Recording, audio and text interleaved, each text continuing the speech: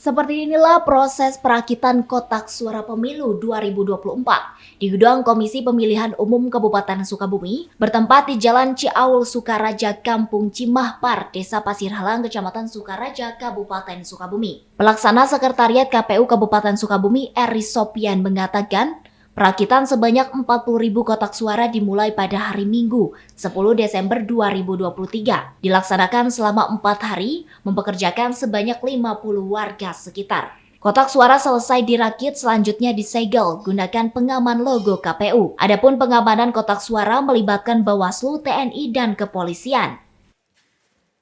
Enggak, kalau untuk pemilu yang sekarang, semua jenis kelengkapan untuk di TPS nanti KPU yang mengerjakan, terus didistribusikan langsung ke tiap PPK. Jadi di tingkat PPK tidak ada pemeriksaan lagi.